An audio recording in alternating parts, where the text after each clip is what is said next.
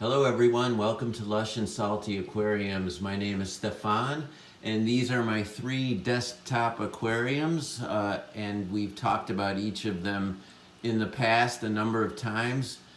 Today we're going to focus on the middle one because I'm so excited to report that I've had success with an egg scattering species, the clown killifish.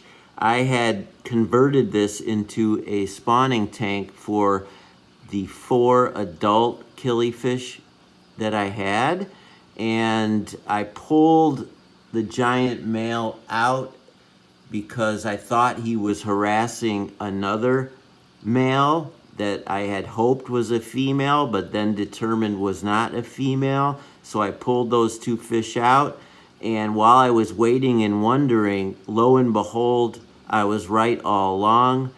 It wasn't harassing another male, it was spawning with a female. I just didn't see the actual spawn itself, and so it looked like aggressive behavior, and I pulled those 2 fish out. I'm glad I did just as well. I had a nice place to put those other 2 fish because, as you might be seeing, after a week or 2, I started to detect fry in this tank. And there's a couple generations. You see one there, that's the first one I found, the oldest one, already showing the magnificent colors indicative of this species. And then behind is a second generation. You see him tootling around in the back. And there's a third and maybe 4th generation of really small ones. And because there's no adults or any other species of invertebrate, save for the snails, no shrimp, no other killifish, and no cory catfish, I'm able to raise these up. There's a big one there. I have at least 5 in here, and I'm super excited. They just started appearing. I'm sure they were spawned in this bed of Java moss, which I had surrounded by dragonstone to create literally like a bed, if you will, for the mating. And now it's a bit overgrown. You see a little guppy grass in there and Japanese clover in the back, and then of course frog bit and duckweed up top. There's a simple there's a sponge filter in the back with some dragonstone on top of it. Originally that was to hold it down, but it kind of adds a canopy to the bed, and so I just kept it in. And whatever I did, it worked because these clowns are growing up. I'm feeding them primarily Hikari first bites. I wish I had some infusoria, which are microorganisms. I'm growing them, attempting to grow them, and I'm still waiting for an outcome. But the Hikari small bites and whatever they're picking off within this moss seems to be sustaining these fish.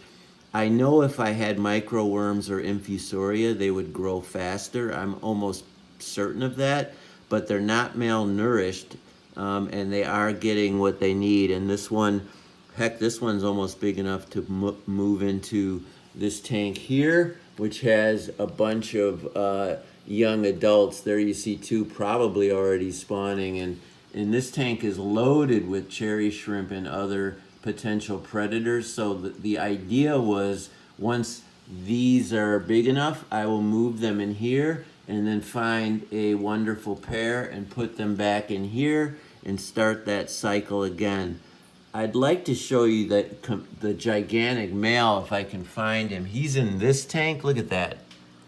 That is a huge male clown killifish, bigger than any of these other ones in this tank, and absolutely bigger than his progeny. But these are all his babies. There's no doubt in my mind, because he was the only male in here, save for the other female, which I thought was a male and put into here somewhere, and she's in here.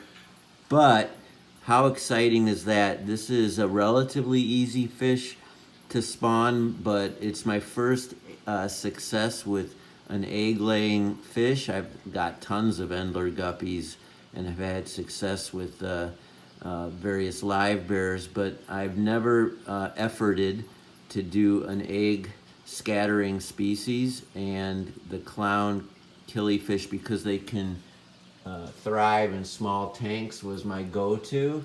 They're not that cheap and they're not always available, but I've got a nice group in here.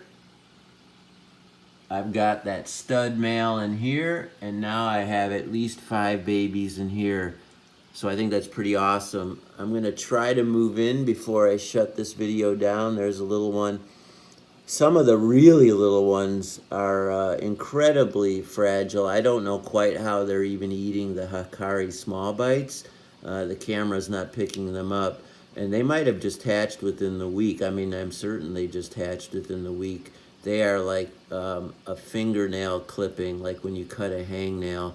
No colors, just these little dainty slivers that move around ever so slowly, but boy, you get close to them with the camera and they shoot out of sight. What do you think, everybody? Give me your comments. I'm super excited. I'd love to answer any questions. It took me a while to get here, but I got here and I have success. And it's also kind of a neat little tank in its own right. As always, keep your hands in the tank. Ciao for now.